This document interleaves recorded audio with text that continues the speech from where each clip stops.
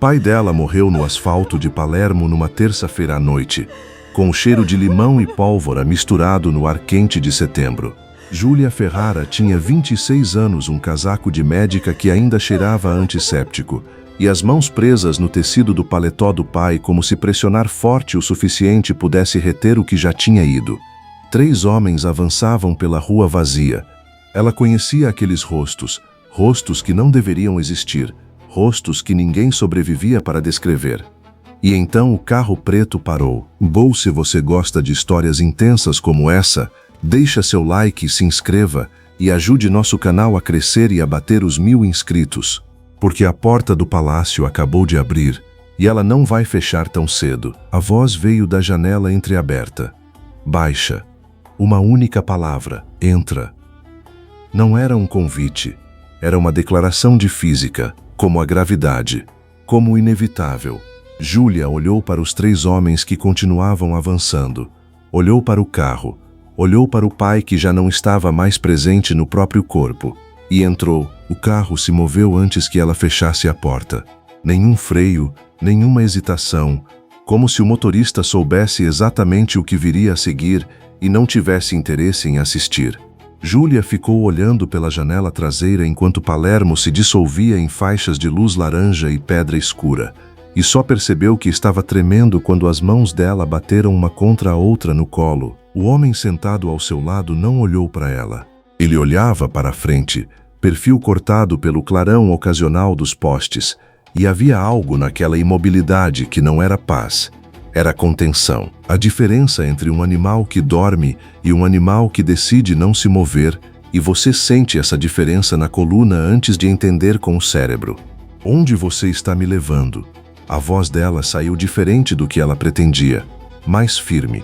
Uma proteção automática, o mesmo reflexo que a mantinha de pé durante cirurgias de 12 horas quando a adrenalina acabava e o que restava era só treinamento. O homem virou a cabeça e ela sentiu. Não medo. Medo ela conhecia. Medo tinha cheiro e textura e ocupava o peito como água. Isso era outra coisa. Era o tipo de reconhecimento que acontece antes do pensamento. A certeza de que aquilo que você está olhando é diferente de tudo que você olhou antes. Olhos escuros como pedra molhada, sem fundo visível. A linha da mandíbula limpa demais para um homem que vive do jeito que ele claramente vivia. Ele tinha talvez 34 anos, talvez mais. Era difícil dizer porque o rosto dele não carregava as marcas normais do tempo.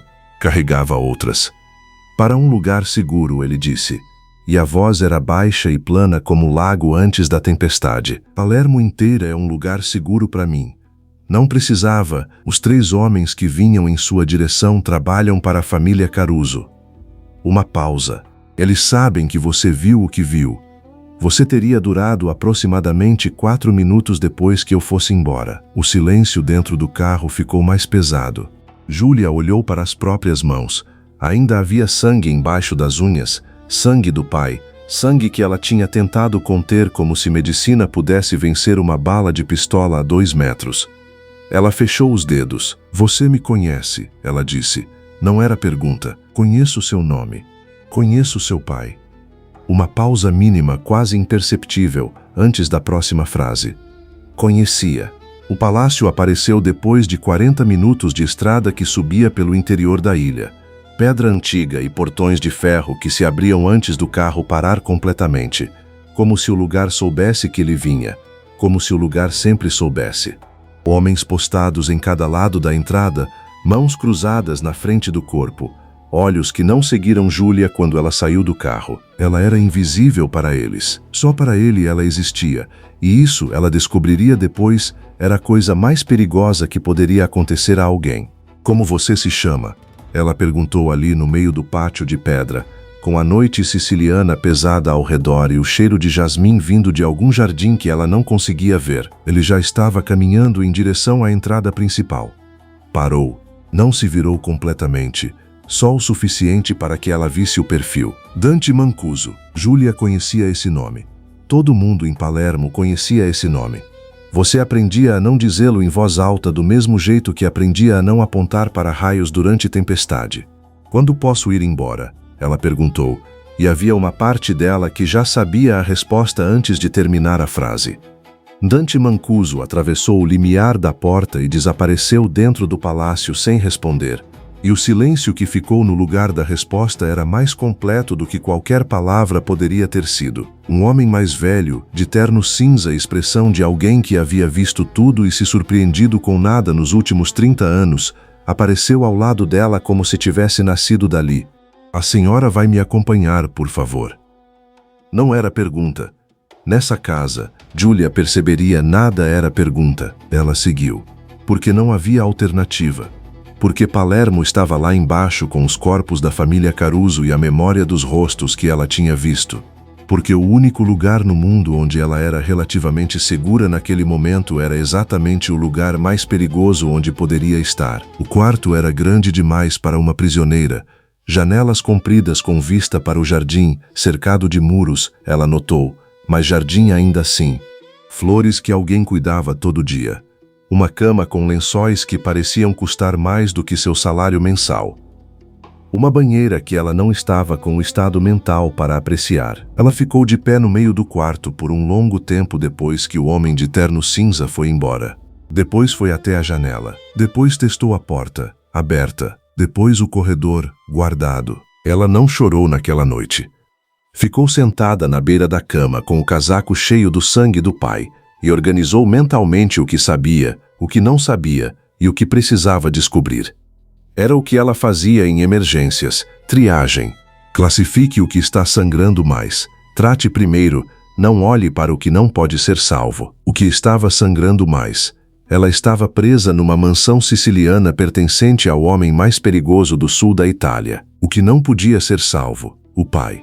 O que precisava descobrir, tudo o resto. Ela adormeceu com o casaco ainda vestido, sentada, e teve o sono mais profundo de anos, o tipo que vem depois que o corpo decide que chegou no limite e desliga tudo que não é essencial.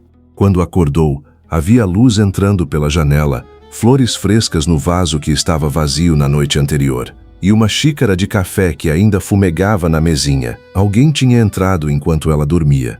Alguém tinha colocado flores e café a 60 centímetros dela sem que ela acordasse.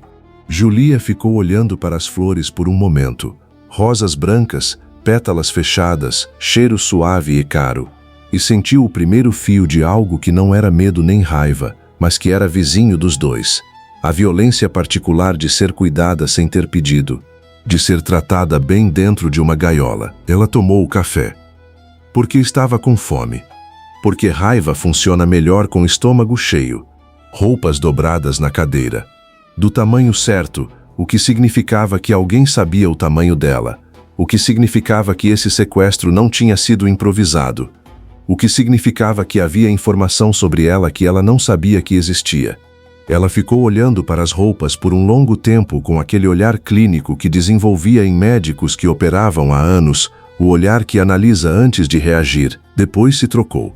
Porque precisava pensar com clareza, e pensar com clareza era mais fácil sem o sangue do pai no casaco. A sala de jantar ficava no andar de baixo, no fundo de um corredor de pedra com pinturas que eram antigas o suficiente para ter testemunhado crimes que a história não registrou. A mesa tinha lugar para 20 pessoas. Estava posta para 2. Dante Mancuso estava sentado na cabeceira. Ele não levantou os olhos quando ela entrou. Estava lendo alguma coisa, documentos pela aparência, e a mão esquerda segurava a xícara de café com uma descontração que parecia calculada, como tudo nele. Júlia se sentou. Não porque ele tivesse convidado, ele não tinha.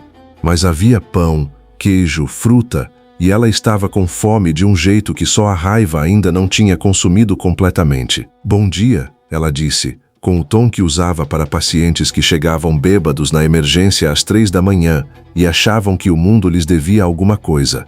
Ele virou uma página. Seu pai trabalhava para mim há 15 anos, ele disse, sem preâmbulo, sem olhar para cima. Você sabia disso? O pão parou no meio do caminho entre o prato e a boca de Júlia. Meu pai era contador. Era. Ele finalmente levantou os olhos, e havia algo naquele olhar que não era crueldade, mas era primo próximo dela. Precisão. A frieza de quem já processou a informação e está simplesmente comunicando o resultado. Lavava dinheiro para a família Mancuso. Sua mãe morreu sem saber. Você estudou medicina com dinheiro que passou pelas mãos da Sicília inteira antes de chegar à conta do seu pai. Julia colocou o pão no prato. O silêncio entre eles tinha peso e textura. Por que você está me contando isso? Porque você ia descobrir de qualquer forma. Ele fechou os documentos, dobrou as mãos sobre a mesa, mãos grandes de articulações marcadas, com uma aliança de família no dedo mínimo da mão direita que não era casamento, mas era outra coisa. E prefiro que descubra por mim do que por outra pessoa. Quando posso ir embora? Ela perguntou de novo. Direta, com o mesmo tom com que perguntaria a um paciente se havia fumado, esperando a resposta, registrando, seguindo em frente. Dante Mancuso a olhou por um momento que durou mais do que deveria. Não pode. Não posso ou não vai me deixar. As duas coisas são a mesma, ele disse.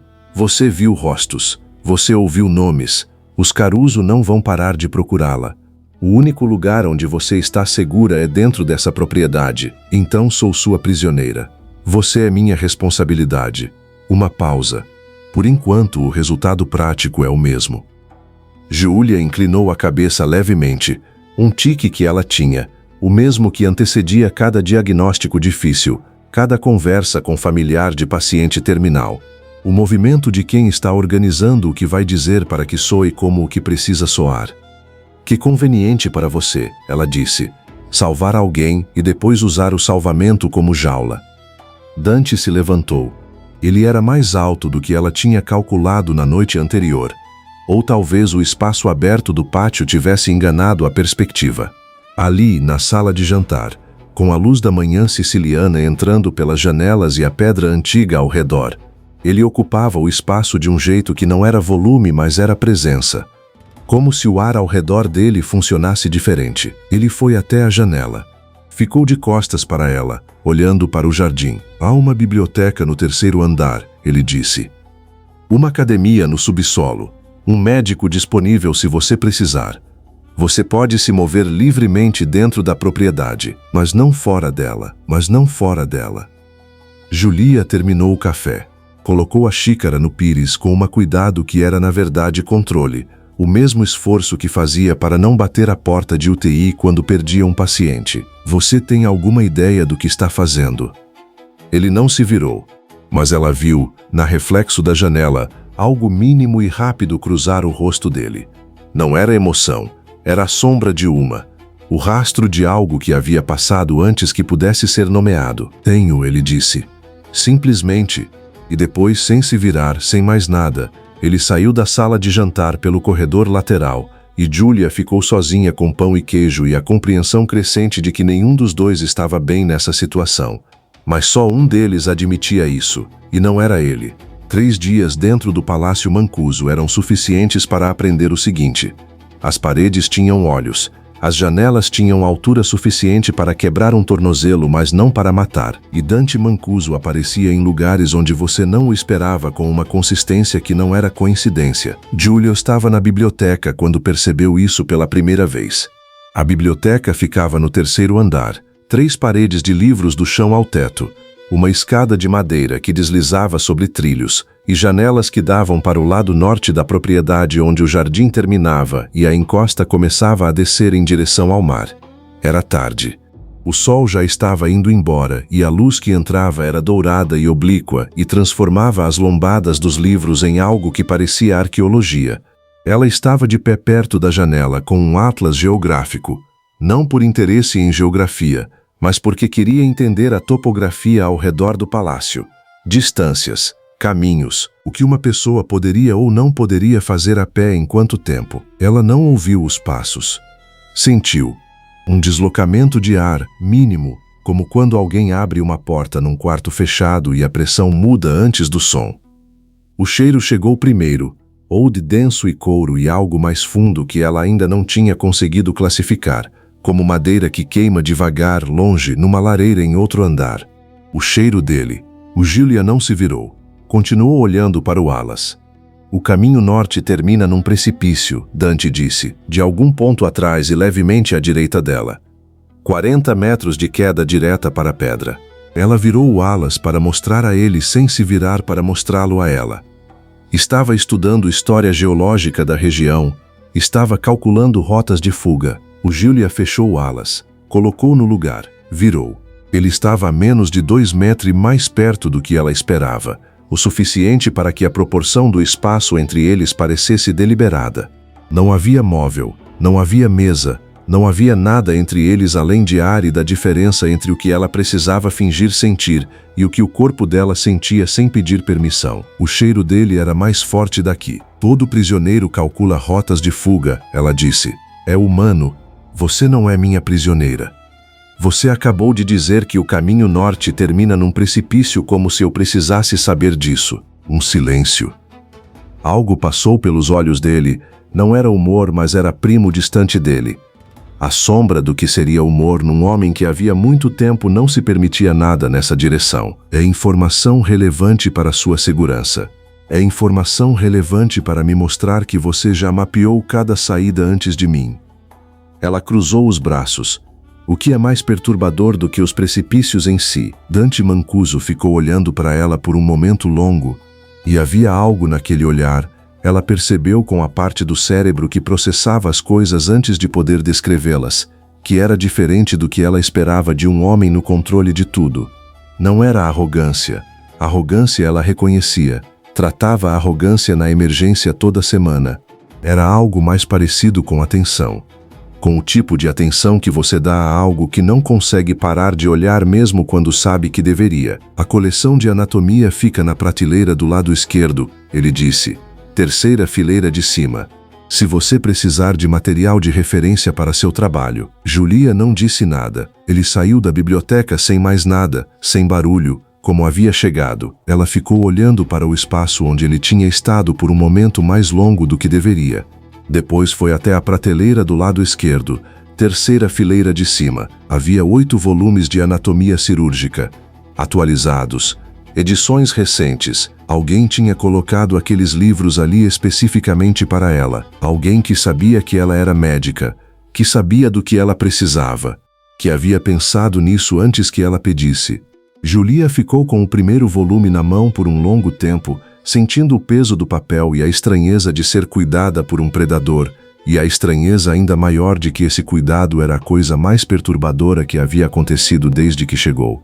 Foi no 5º dia que ela descobriu a verdade sobre o pai, não por Dante. Ele tinha dito o suficiente na manhã do 2º dia para plantar a semente, mas havia deixado o resto para ela encontrar. O homem de terno cinza, que ela aprendera a se chamar Lorenzo, e que servia à família Mancuso há mais tempo do que ela estava viva, deixou cair casualmente o nome de um arquivo numa conversa sobre o funcionamento da propriedade. Julia passou a tarde inteira na biblioteca. 15 anos. Cada transferência documentada. Cada montante que havia passado pelas mãos do pai dela antes de se tornar despesa legítima de alguma empresa de construção ou importadora de azeite ou restaurante na costa. Seu pai não era um contador inocente que havia sido cooptado. Ele havia buscado a família. Havia oferecido serviços. Havia pedido proteção em troca. E havia recebido. E havia traído. Não a família Mancuso, não exatamente. Havia começado a servir os dois lados simultaneamente, lavando o dinheiro dos Mancuso enquanto vendia informações aos Caruso.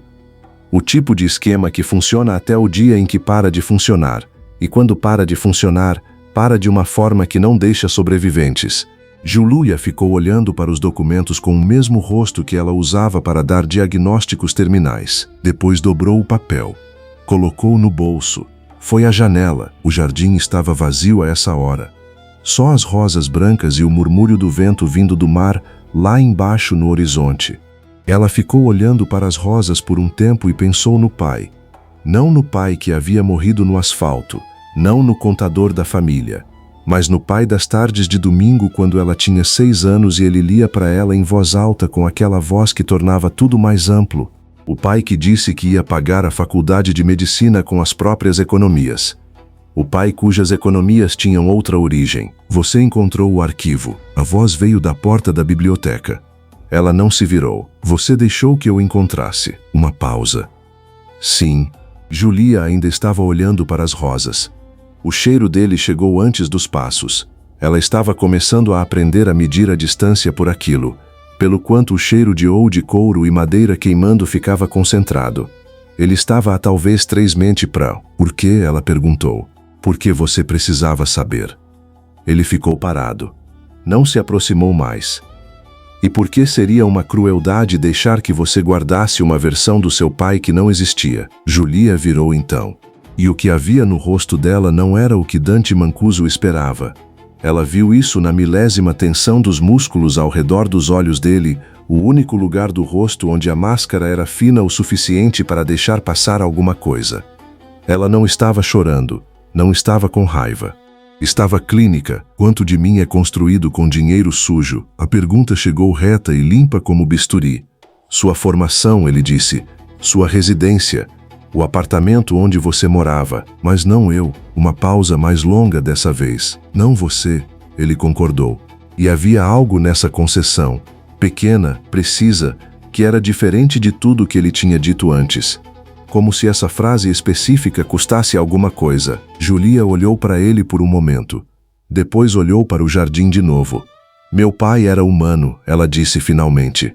Humanos fazem escolhas ruins por razões que fazem sentido para eles. Uma pausa. Não o perdoo, mas entendo. Isso é remarcável. É medicina, ela disse. Você passa anos vendo o que as pessoas fazem umas às outras e aprendem que a maioria não é monstruosa. É apenas assustada. Ele ficou em silêncio por um tempo que ela não conseguia medir. Você está descrevendo a maior parte dos homens que trabalham para mim. Ele disse finalmente. Estou descrevendo você também. O silêncio dessa vez foi diferente. Mais apertado, com bordas. Não, ele disse. Simples e definitivo como pedra. Sim, ela disse, igualmente simples. A diferença é que você tem poder suficiente para não precisar admitir. Dante Mancuso saiu da biblioteca sem responder. Mas ela notou, com a atenção periférica que médicos desenvolvem para tudo que acontece além do campo cirúrgico, que ele havia chegado até a metade da distância entre a porta e onde ela estava antes de parar. Que ele havia se aproximado sem razão aparente. Que havia recuado quando as palavras dela chegaram perto demais de algo que ele não estava pronto para nomear. Julia ficou olhando para a porta fechada por um longo tempo. Depois voltou para os livros de anatomia, mas não conseguiu ler. Na segunda semana, Dante Mancuso disse a ela que precisava de um favor. Ele não era o tipo de homem que pedia favores. Ela percebeu isso pela forma como a palavra saiu, levemente errada como roupa de outro tamanho. Ele estava sentado na cabeceira da mesa de jantar onde sempre ficava, e ela estava no lugar que havia se tornado o lugar dela sem que ninguém declarasse isso, e havia documentos entre eles que desta vez não eram sobre o pai dela. Há uma reunião esta noite, ele disse, com representantes de 3 famílias do norte. Uma delas está avaliando a estabilidade da família Mancuso depois da morte do meu pai no ano passado. Uma pausa durante a qual ele tomou o café com uma lentidão deliberada. Eles querem ver que há continuidade, estrutura. Que o dom tem raízes aqui, e você quer que eu finja ser sua noiva. Ele levantou os olhos. Como você acabou de descrever exatamente o problema que uma mulher ao seu lado resolveria. Ela recostou na cadeira. Não sou estúpida, Dante. A primeira vez que ela usou o nome dele. Os dois registraram isso sem comentar. Por algumas horas ele disse: Você não precisa falar muito, só estar presente. Parecer o quê? Parecer que escolheu estar aqui. Julia ficou olhando para ele. Você sabe a ironia do que acabou de pedir. Sei, e havia nessa concessão, rara, direta, algo que era quase a humanidade que ela tinha dito que ele escondia. Quase. Por isso estou pedindo. Não ordenando. A diferença entre as duas coisas, na boca dele, era considerável. Ela foi, não porque fosse obrigada. Tecnicamente, naquela situação específica, ela poderia ter recusado. Foi porque havia uma parte dela que queria ver como ele funcionava naquele contexto. A diferença entre o Dante Mancuso da sala de jantar e o Dante Mancuso numa sala cheia de homens que o respeitavam pelo motivo errado. O vestido que Lorenzo trouxe era preto e simples, e custava mais do que ela admitia reconhecer. Eles entraram juntos na sala de recepção do palácio, um espaço que ela não havia visto ainda, com abóbadas pintadas e espelhos de moldura dourada e um lustre que parecia ter sido roubado de alguma catedral nos anos em que isso ainda era tecnicamente possível. Havia talvez 30 pessoas, homens na maioria, de ternos que competiam com a arquitetura. Dante tinha a mão no lado inferior das costas dela, não na cintura, mais baixo. A palma grande e quente através do tecido do vestido, uma pressão que não era toque, mas era mais do que não toque. Uma declaração de território feita em linguagem que só ela e ele entendiam. Julia sentiu o calor daquela mão irradiar para dentro da coluna e se distribuir para cima e para baixo ao mesmo tempo.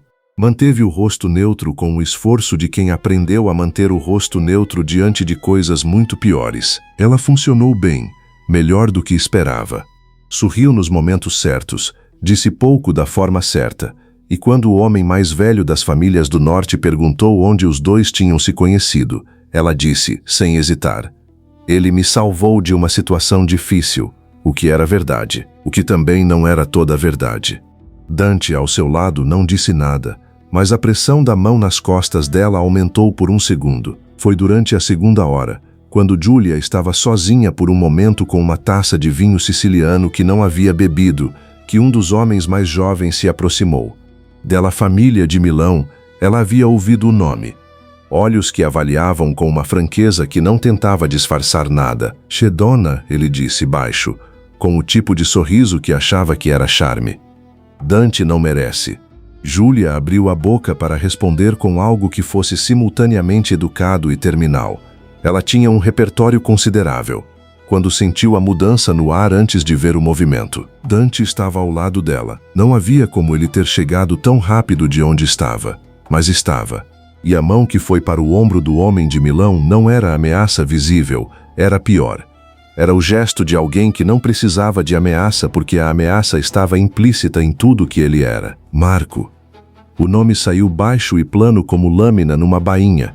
"Preciso de você para verificar os termos do acordo do terceiro ponto."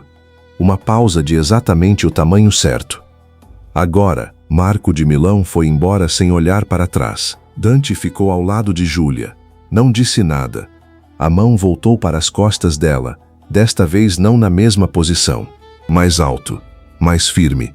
A palma envolvendo a curva entre a cintura e a costela como se medisse: "Eu podia ter cuidado disso sozinha", ela disse, em voz baixa o suficiente para ser só deles. "Sei." A voz dele era ainda mais baixa que a dela. Perto demais. O cheiro de oud e couro chegando com força na temperatura do salão cheio. "Eu sei. Então por quê?" "Porque ele não deveria ter chegado perto o suficiente para precisar." Julia olhou para o perfil dele. A linha da mandíbula tensa numa forma que não era raiva. Era algo mais primitivo que raiva. Algo que não tinha nome nas línguas que ela conhecia, mas que o corpo reconhecia antes da mente. "Isso não foi sobre proteção", ela disse. Uma pausa. "Não", ele concordou. E desta vez não explicou o que foi. Simplesmente admitiu que não era o que ele havia dito. E a admissão ficou no ar entre eles como a primeira coisa verdadeira que ele havia dado a ela sem que ela precisasse extrair. Julia bebeu o vinho. Ficou de pé ao lado dele pelo resto da noite sem que nenhum dos dois precisasse fingir tanto quanto havia pensado que seria necessário. E aquilo, a naturalidade daquilo, era a parte mais assustadora de tudo. Ela tentou fugir na terceira semana. Não foi por impulso, Julia Ferrara não fazia nada por impulso. Foi planejado ao longo de 5 dias, observado ao longo de outros 3. Executado numa manhã de quarta-feira, quando a rotina da propriedade estava no ponto de menor atenção, entre a troca de guarda das 10 e o início das reuniões do meio-dia. Ela saiu pela porta lateral do jardim usando uma chave que havia encontrado atrás de um painel na biblioteca, possivelmente deixada lá por alguém há décadas, possivelmente deixada lá para ser encontrada. Essa possibilidade ela descartou porque era paranoica demais mesmo para as circunstâncias. O jardim sul dava para um muro de 2,5 metros com era suficiente para servir de apoio se você soubesse escalar, e Julia havia escalado muros menos adequados em noites de plantão quando o estacionamento do hospital estava cheio. Ela chegou ao topo do muro. E do outro lado havia um guarda que não estava na escala de rotina que ela havia mapeado. Ele a olhou. Ela o olhou. Nenhum dos dois disse nada por um momento. Pode descer com cuidado, doutora, ele disse finalmente, com o tom de quem já teve essa conversa antes e sabe exatamente como termina. Ou posso chamar ajuda. Ela desceu com cuidado. O caminho de volta pela propriedade foi longo o suficiente para que ela tivesse tempo de organizar o que diria. Entrou pelo lado sul, atravessou o jardim, subiu os degraus da entrada principal e Dante Mancuso estava no corredor. Não no jardim, não no portão, no corredor, como se soubesse exatamente quando ela voltaria e de onde. Ele estava encostado na parede com os braços cruzados e a expressão de alguém que está esperando, mas não surpreso, e há uma diferença crucial entre as duas coisas. Julia parou a 3 metros dele. Não vou me desculpar, ela disse. Não esperava que se desculpasse. Vou tentar de novo. Sei disso também. O silêncio que veio depois teve textura de tecido esticado entre 2 pontos. Dante descruzou os braços. Caminhou em direção a ela. Não rápido, não com raiva. Com a mesma deliberação calculada de cada coisa que ele fazia. Cada passo medido como se o espaço entre os 2 corpos fosse terreno que precisasse ser avaliado antes de ser atravessado. Ela não recuou.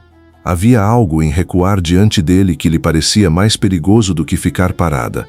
Ele parou a menos de 1 metro, e a essa distância o cheiro dele era impossível de ignorar. Oud denso e couro e aquela madeira que queima em algum lugar distante. E o calor que irradiava do corpo dele chegava antes mesmo do toque, modificando o ar entre eles de uma forma que não era temperatura, mas era sentida como temperatura. Julia levantou o queixo. O que você vai fazer? Ela perguntou. Trancá-la? Não. Os olhos dele eram escuros e fundos. E havia ali, naquela proximidade, algo que ela não conseguia nomear, mas que reconhecia no próprio corpo, como reconhecia a pressão sanguínea elevada, pelo efeito, não pela causa. Não vou trancá-la, Julia. O nome dela na boca dele. Sempre aquele jeito, como se pertencesse a ele antes de pertencer a ela. Então não há nada que você possa fazer. Ah! Ele ergueu a mão, devagar, sem pressa, dando tempo para que ela recuasse se quisesse. E ela não recuou, e os dedos dele fecharam em volta do pulso dela. Não com força, com uma firmeza que era mais absoluta do que força porque não precisava provar nada. A temperatura da mão dele era alta. Os ossos do pulso dela eram finos sob aquele polegar que sabia exatamente onde estava. Posso trazer você de volta, toda vez. O coração dela estava batendo num ritmo que não tinha nada a ver com medo. Ela sabia distinguir os 2. Isso vai cansar, ela disse, e a voz saiu mais baixa do que ela pretendia. Para você, talvez. Uma pausa.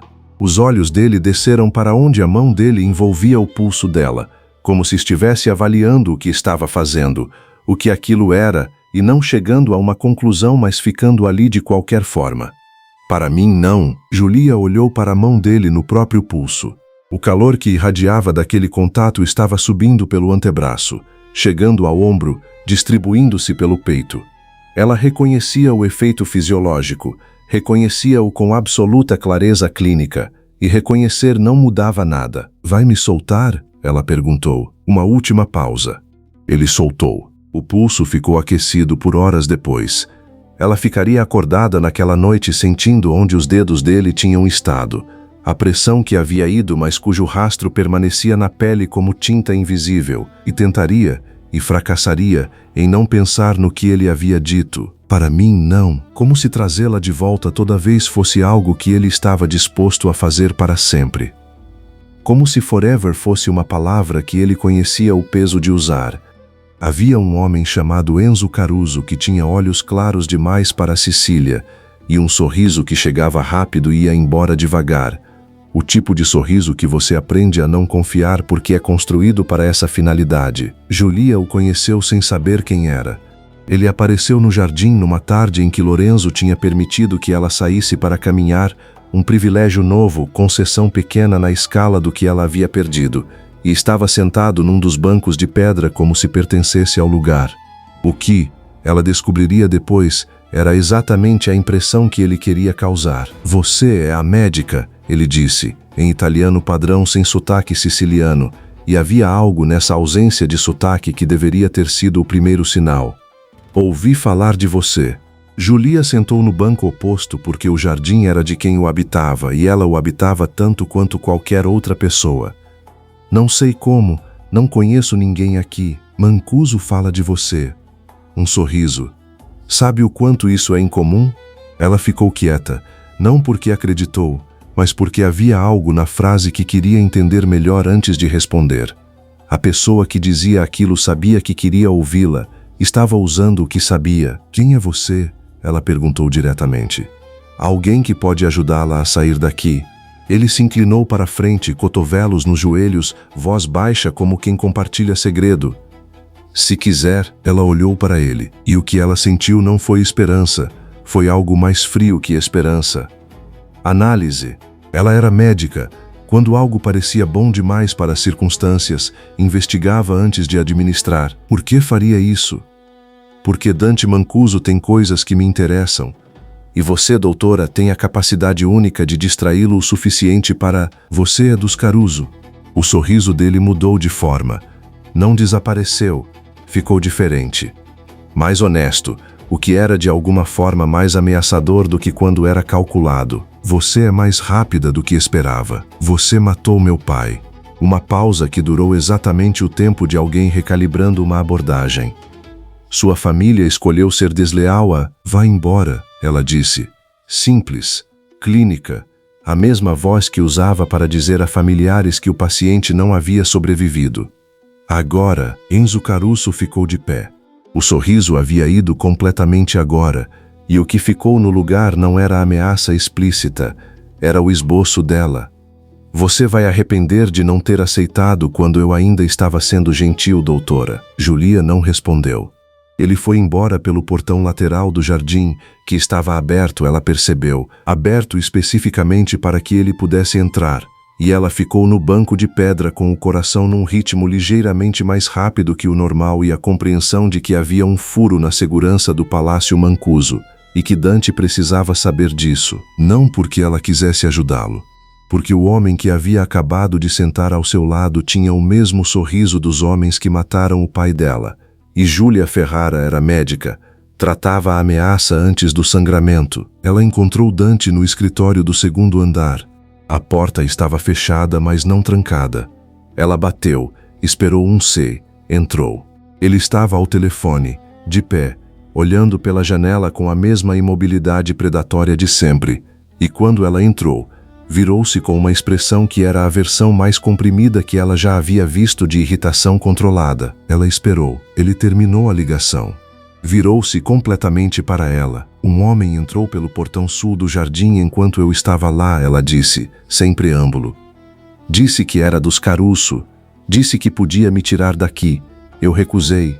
O silêncio que se seguiu tinha uma densidade particular. O silêncio de quando algo se reorganiza internamente numa pessoa que não deixa esse processo aparecer no exterior. Descreva-o. Ela descreveu.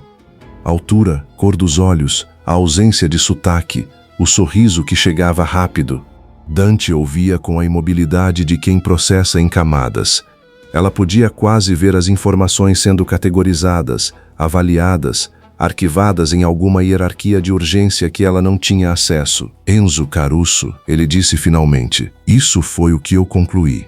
Dante caminhou em direção à mesa, levantou o telefone, disse 4 palavras em siciliano que ela não entendeu completamente, mas cujo tom deixava claro que o próximo turno de guarda do Portão Sul ia ser uma conversa muito desagradável para pelo menos 2 pessoas. Depois pousou o telefone. Virou-se para ela, e havia algo diferente no jeito que ele a olhou dessa vez. Não era a avaliação calculada de sempre, era algo mais imediato, mais bruto, como pedra antes de ser trabalhada. Ele atravessou o espaço entre os dois em menos passos do que parecia possível para a distância e parou a menos de meio metro dela. Por que você não foi com ele?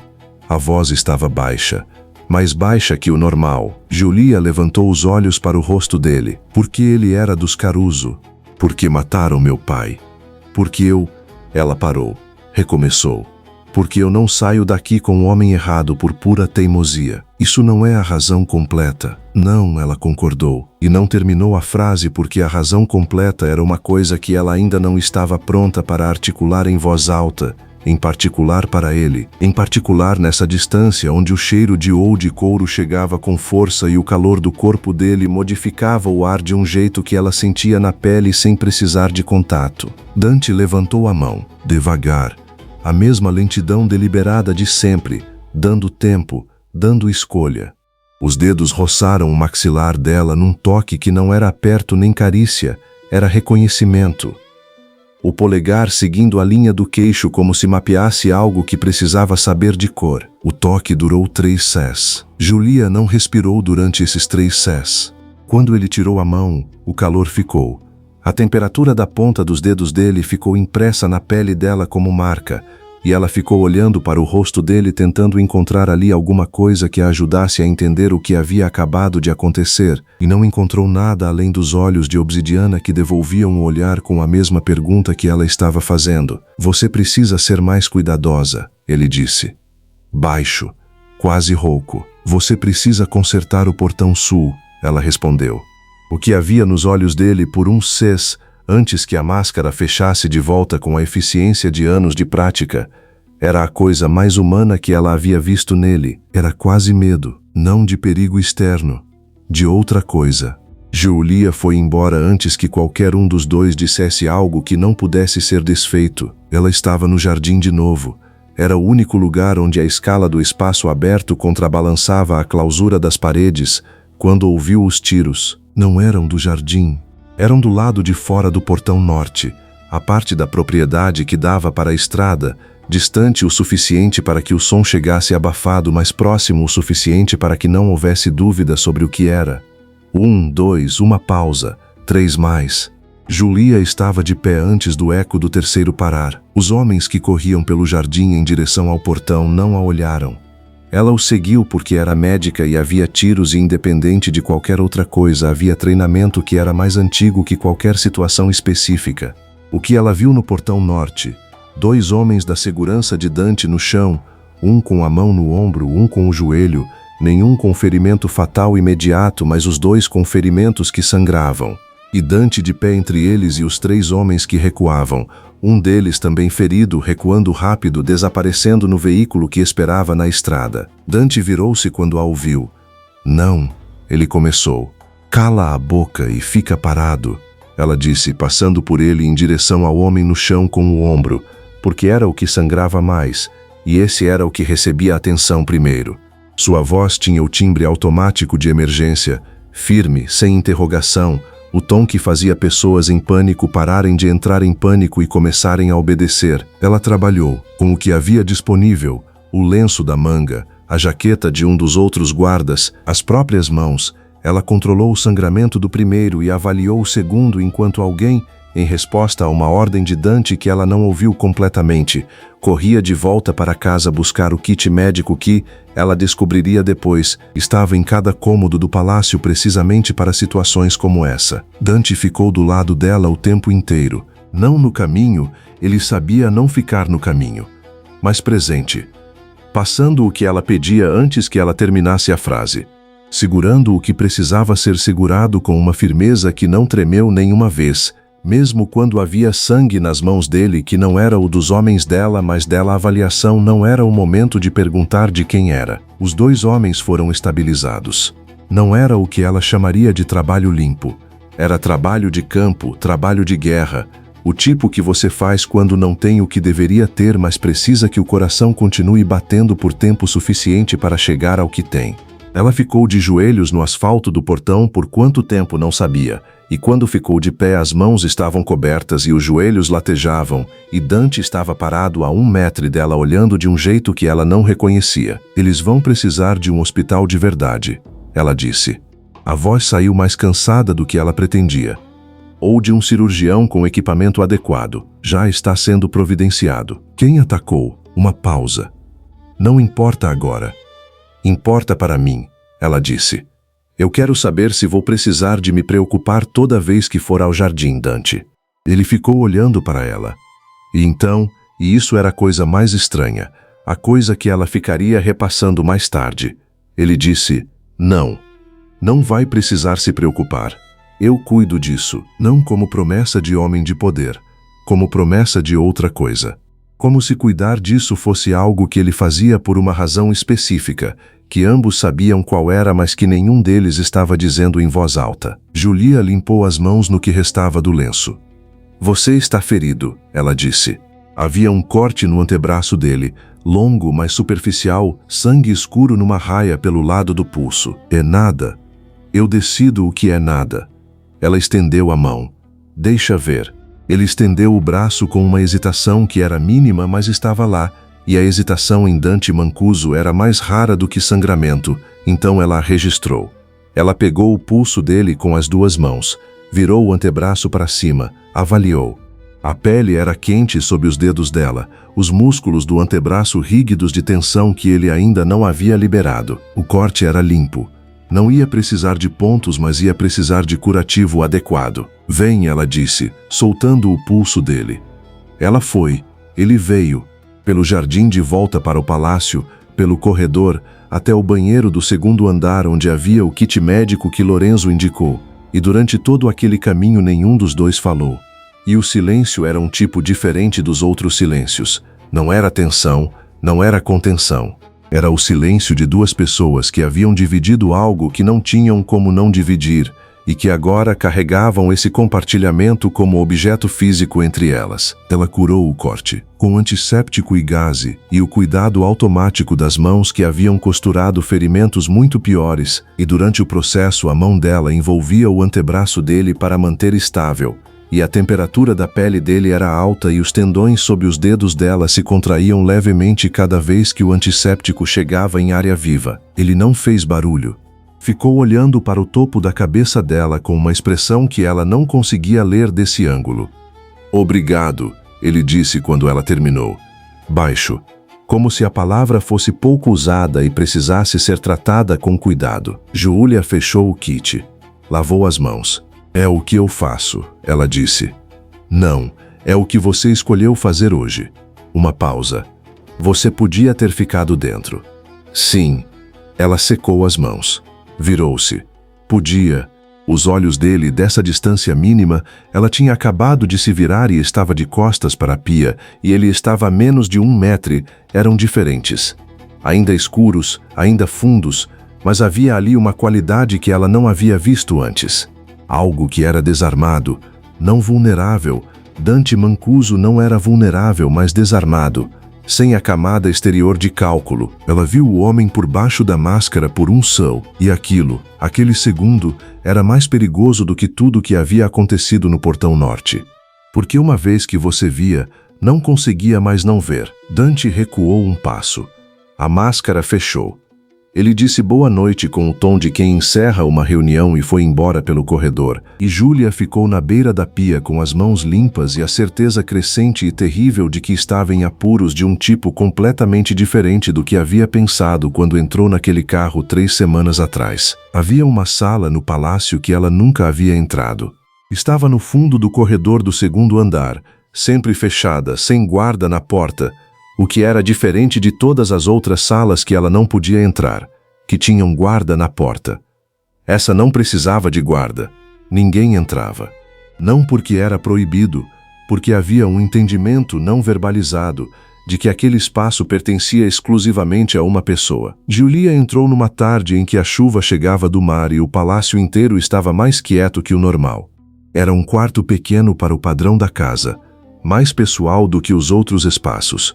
Uma mesa com documentos antigos que ela não tocou, uma estante de fotografias, família reconhecível pelo rosto repetido de Dante em várias idades, um homem mais velho que devia ser o pai, mulheres que não havia como identificar. Nas paredes, mapas, não políticos, topográficos.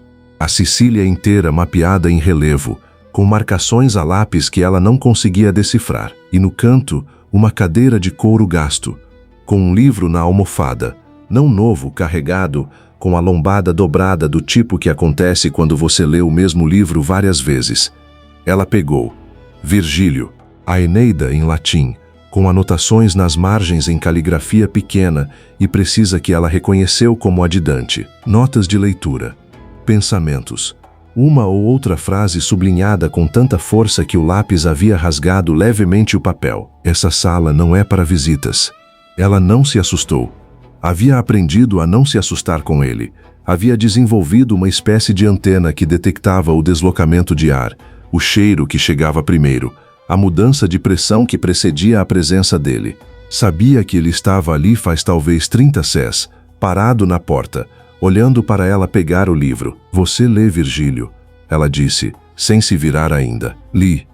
Nas margens você anota em primeira pessoa do presente. Isso é como. Isso lembra. Isso é o que. Ela parou no último.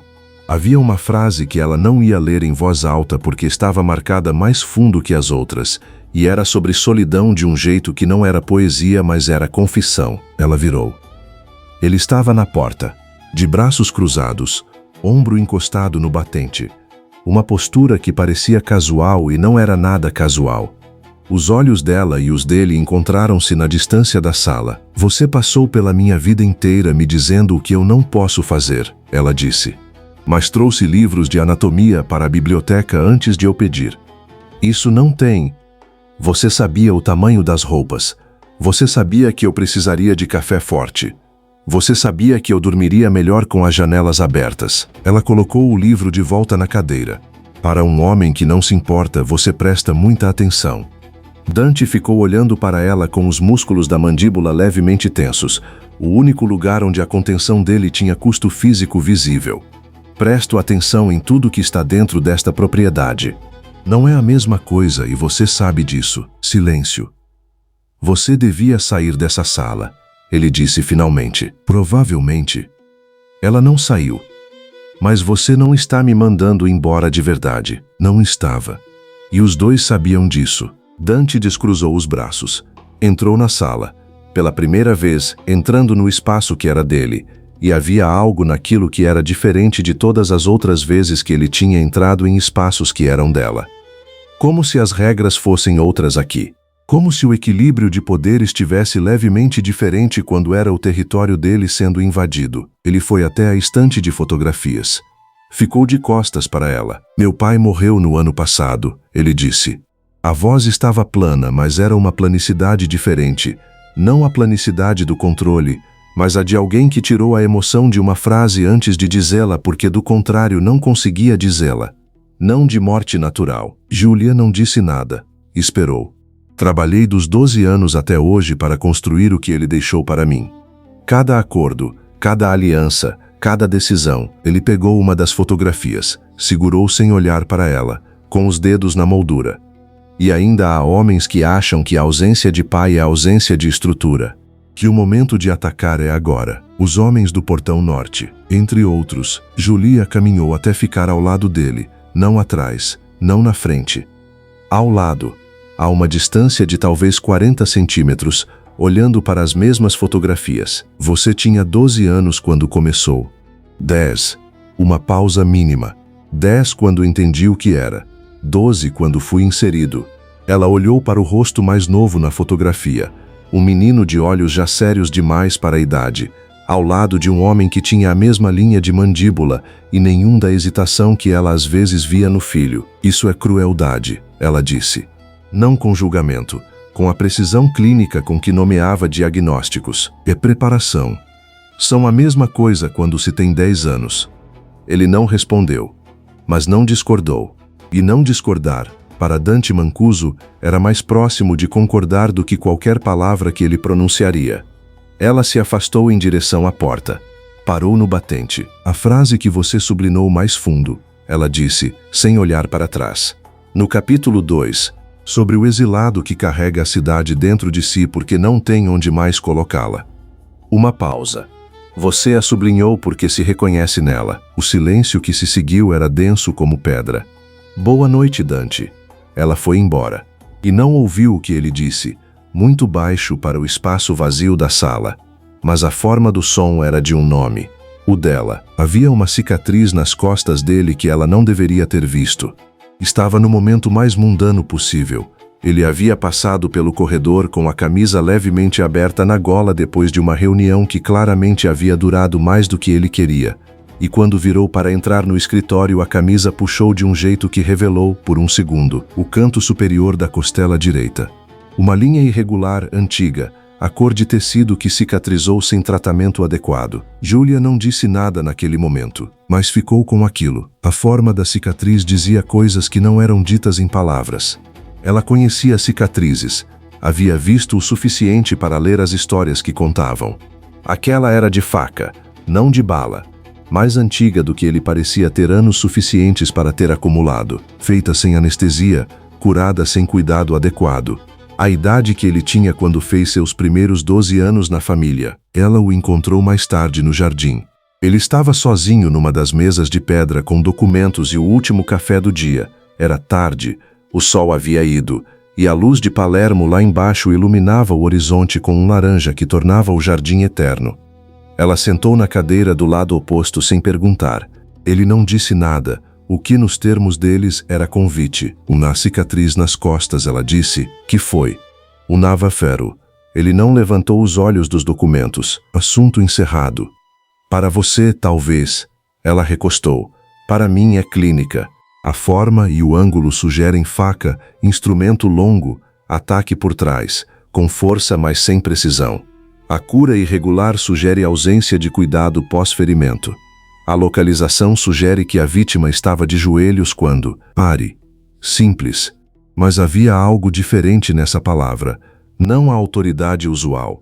Era pedido, muito próximo de pedido. Julia parou. O jardim ficou quieto por um tempo. Só o som do vento do Mediterrâneo que subia pela encosta e chegava com cheiro de sal e jasmim. 12 anos, ele disse finalmente, ainda sem levantar os olhos. Uma disputa de território com uma família de Catânia. Fui enviado como mensagem. Uma pausa. Sobrevivi, o que não era o plano de ninguém, incluindo do meu pai. O Julia não disse nada. Depois disso ele parou de me mandar como mensagem. Os olhos subiram, escuros, fundos, sem emoção visível mas com uma profundidade que era emoção comprimida a tempo demais. E começou a me mandar como resposta. Você tinha 12 anos. Eu tinha. Ele fechou os documentos. Ficou olhando para ela com aquele olhar que ela havia aprendido a ler. Não o olhar de análise, não o de controle. O olhar que era pergunta. Por que você continua fazendo isso? Fazendo o quê? Procurando. Uma pausa. Você fica procurando alguma coisa em mim. Estou, ela confirmou, sem defensiva. O que você acha que vai encontrar? Julia ficou em silêncio por um momento. Havia uma resposta honesta para isso, e ela estava avaliando se o momento era o momento certo para a honestidade, avaliando como sempre avaliava antes de diagnóstico difícil. Não sei, ela disse por fim. Mas o que encontrei até agora é suficiente para me preocupar. Ele inclinou levemente a cabeça. Preocupar como? Preocupar que você seja a coisa mais complicada que já tive que entender. Uma pausa. E que eu esteja querendo entender. O silêncio que se seguiu era diferente de todos os outros silêncios entre eles.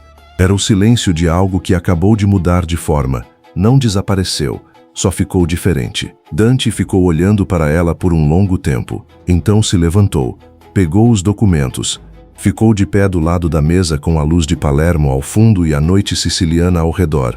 E havia no rosto dele, por um segundo antes de tudo fechar de volta, a expressão de alguém que está considerando dar algo que nunca deu antes e não sabe se o gesto vai ser recebido ou destruído. Julia, o nome, sempre aquele jeito. Você devia tomar cuidado com o que procura. Por quê? Porque quando você encontrar, ele disse, muito baixo, nenhum dos dois vai saber o que fazer com isso. Ele foi embora com os documentos sob o braço, e ela ficou no jardim com a noite chegando e a certeza de que o ponto sem retorno estava mais próximo do que qualquer um dos dois estava admitindo. Me conta nos comentários de qual cidade você está me ouvindo. Uma palavra é o suficiente. Foi numa segunda-feira de outubro que Dante Mancuso fez a escolha que Julia não viu ser feita, mas cujas consequências sentiu como terremoto. Havia uma operação. Ela não sabia os detalhes, nunca sabia os detalhes. Era uma das poucas regras que ele mantinha absolutas. Mas ouvia o suficiente nas conversas de corredor.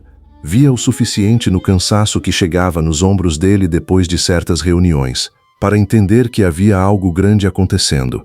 Uma negociação que era também ameaça. Um acordo que resolvia uma coisa criando outra. Lorenzo contou o resto sem querer, numa conversa com o chefe de segurança que Julia ouviu parcialmente pelo corredor. O nome dela estava no meio da operação. A família Caruso havia sugerido, como parte de um acordo de trégua, que Julia fosse entregue, que a questão dos homens que haviam matado o pai dela, a questão de quem havia sobrevivido para contar, fosse resolvida silenciosamente.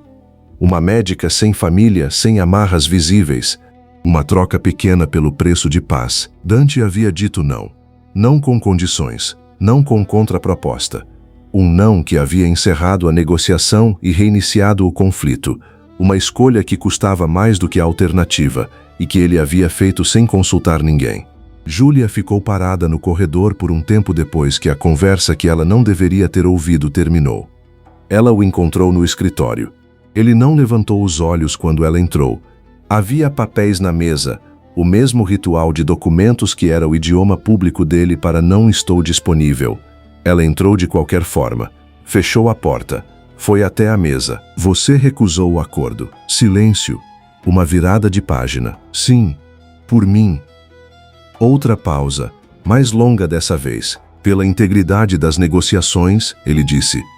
Entregar alguém sob minha proteção como parte de Dante. Ela colocou a mão na mesa. Não nos papéis, ao lado, apenas a presença da mão no espaço entre eles. Olha para mim. Ele levantou os olhos. E o que havia ali não era o que ela esperava. Não era a frieza calculada nem a máscara de poder. Era algo mais nu que isso, algo que havia sido exposto pela pergunta dela antes que ele pudesse colocar a versão correta na frente. Você podia ter me usado, ela disse. Podia ter encerrado o problema da família Caruso com uma troca que não te custava nada e te dava paz. Você não fez isso. Eu disse que você era minha responsabilidade. Não é só isso. Silêncio. Não, ele disse finalmente. A palavra custou. Ela viu o custo no jeito que a mandíbula tensionou levemente antes de liberá-la. Julia ficou olhando para ele por um longo momento. Obrigada, ela disse. Simples. Não me agradeça por isso. A voz tinha a aspereza de algo que não estava acostumado a ser nomeado. Não foi altruísmo. Eu sei. Ela retirou a mão da mesa. É por isso que estou agradecendo. O altruísmo eu entenderia. O que você fez eu entendo menos. E isso vindo de mim é quase um elogio. O que passou pelos olhos dele por um segundo era tão próximo de humor que ela quase não reconheceu. Você é exaustiva, ele disse. Você me prendeu numa casa com sua biblioteca e seus segredos. Espera o quê? Uma pausa. Longa. O tipo de pausa que carrega peso. Não sei, ele disse muito baixo. Já não sei mais o que estava esperando. E aquilo, aquela admissão, mínima e enorme ao mesmo tempo, ficou no ar entre eles como a primeira pedra num edifício que ainda não tinha forma, mas que os dois já sentiam o peso. O ataque aconteceu numa quinta-feira à noite. Sem aviso. Não pelo portão norte desta vez. Mais sofisticado, mais planejado. Uma equipe que entrou pela encosta sul usando equipamento que não deveria existir nas mãos de quem o tinha. Os alarmes soaram. As luzes da propriedade cortaram para o vermelho de emergência. Julia estava no quarto quando ouviu os passos correndo pelo corredor. Rápidos, táticos, não os passos da rotina. A porta do quarto dela abriu antes que ela fosse até ela. Dante. Não havia chamado ninguém. Havia vindo pessoalmente, e havia algo naquilo que ela não tinha tempo de processar agora, mas que ficaria com ela depois. Ele entrou, fechou a porta, foi até a janela e avaliou com uma rapidez que parecia impossível para a quantidade de informação que ele claramente estava processando. Temos que ir, agora. Para onde? Bunker? Subsolo? O que está... Julia. O nome... Aquele jeito, aquela forma que ela havia aprendido a distinguir. Havia o nome que era ordem e havia o nome que era outra coisa. Esse era outra coisa. Confia em mim por 20 minutos, só 20. Ela foi. Pelo corredor de serviço, pela escada que descia além do subsolo onde ficava a academia, por uma porta de metal que ela nunca havia visto antes, como havia outras que ela nunca havia visto. O palácio tinha camadas como cebola e ela havia descascado apenas as de cima. A porta abriu com uma combinação que ele digitou de memória. Dentro, um espaço menor do que ela esperava, com uma mesa, 2 cadeiras, luz de emergência e uma parede inteira de monitores que mostravam as câmeras da propriedade. Dante fechou a porta. Digitou outra combinação, o som de trava hidráulica. Julia olhou para os monitores. Havia movimento nos setores sul e leste, figuras que se moviam com precisão treinada e os homens de Dante que iam ao encontro com precisão equivalente. Um conflito fora dela, do lado de fora da porta, enquanto ela estava aqui. Quanto tempo? Ela perguntou. Suficiente para que minha equipe termine. Ela se sentou numa das cadeiras. Ele ficou de pé diante dos monitores, e havia algo naquela situação. Os dois no espaço fechado do bunker, com o calor baixo da luz de emergência e o silêncio que existia dentro das paredes de metal, enquanto lá fora havia algo que nenhum dos dois estava vendo diretamente, mas que os dois sabiam estar acontecendo, que tornava o ar diferente. Mais próximo, mais honesto, como se o espaço pequeno não tivesse margem para as distâncias que mantinham em qualquer outro lugar. Você veio buscar você mesmo, ela disse. Ele não tirou os olhos dos monitores. Minha equipe podia me buscar. Sim. Uma pausa. Por que não mandou sua equipe? Silêncio. Porque queria ter certeza. Ele digitou algo. Uma câmera mudou de ângulo. De que você estava bem. Isso não é diferente de mandar sua equipe. É diferente para mim. E havia na voz dele, nessa frase particular, algo que era tão próximo de confissão que Julia ficou quieta.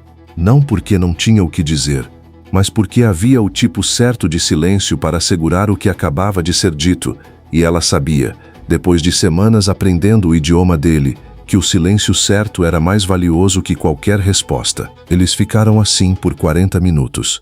Não 20, 40, porque a equipe do leste encontrou resistência que demorou mais para resolver. Dante ficou em pé a maior parte do tempo, mas aos 30 minutos sentou na outra cadeira, e as cadeiras estavam próximas o suficiente para que quando ele estendesse o braço para alcançar o painel de controle, o cotovelo dele passasse a centímetros do ombro dela. Aos 35 minutos, no silêncio que havia se assentado entre eles como cobertor pesado, ele disse: "Meu pai me disse uma vez que o problema de proteger algo é que você começa a precisar do que está protegendo." Julia ficou quieta. Ele disse isso como aviso. Tomei como aviso. E agora? Ela perguntou. Os olhos dele foram para o monitor. Depois, devagar, vieram para ela. Agora acho que ele estava errado sobre a parte do problema. O coração dela bateu diferente naquele segundo. Ela reconhecia o efeito fisiológico com a mesma clareza com que reconhecia tudo o que acontecia no próprio corpo, e reconhecer não mudava nada. O coração bateu diferente de qualquer forma. Quando o sinal veio, 3 bips no painel, o código de área limpa, Dante abriu a porta e saiu primeiro, por instinto de contenção, verificando antes de deixá-la sair. E ela esperou atrás dele no batente da porta do bunker, com a mão de poucos centímetros do braço dele e o calor do espaço fechado ainda no rosto, e quando ele se virou para dizer que estava limpo, os olhos deles estavam mais próximos do que em qualquer outro momento que não fosse o corredor do quarto ou a cena do portão. Está limpo, ele disse. Sei. Ela não se moveu imediatamente. Dante, sim. O que você disse lá dentro? Uma pausa. Obrigada por dizer. Ele ficou olhando para ela por um momento. Depois, você não deveria agradecer por isso. Está virando uma característica sua me dizer o que eu não deveria fazer, ela disse. Não está funcionando. E o que passou pelos olhos dele, rápido, quente, completamente não calculado, era a coisa mais próxima de sorriso de verdade que ela havia visto nele. Eu te amo, ela disse numa tarde de novembro, de pé no jardim com as rosas que ainda abriam apesar do frio chegando. E odeio cada segundo disso. Não era declaração, era diagnóstico. Dante estava a 2 metros dela, de costas para o jardim, olhando para ela com uma expressão que ela havia aprendido a ler nos meses que havia passado aprendendo o idioma do rosto dele. Era a expressão de quando algo chegava perto demais. Quando as palavras dela atravessavam a camada de controle e chegavam ao lugar que ficava embaixo. Ela continuou. Não é algo que escolhi. Não é algo que quero. Você me prendeu. Você usou o medo pela minha vida como corrente. Você tomou todas as minhas escolhas sem perguntar. E de alguma forma, algures nesse processo, eu comecei a te ver. Uma pausa. O homem que lê Virgílio e anota nas margens. O homem que colocou livros de anatomia na biblioteca antes de eu pedir.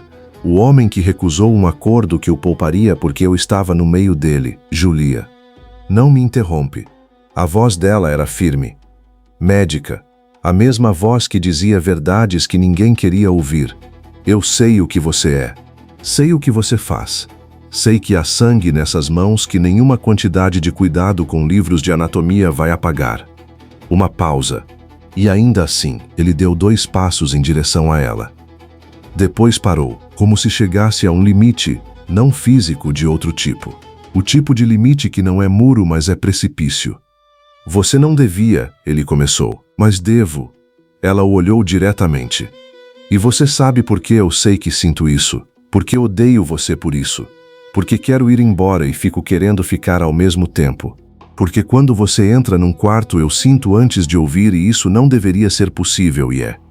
O silêncio que veio depois era o silêncio de um homem que está carregando o peso de algo que esperou muito tempo para ouvir e não sabe o que fazer com ele agora que chegou. Dante ficou olhando para ela, não disse nada. Mas não foi embora. Ficou ali, no jardim a 2 metros dela, com Palermo ao fundo e o vento frio do Mediterrâneo chegando com sal e distância, e ficou por um tempo longo demais para ser passagem.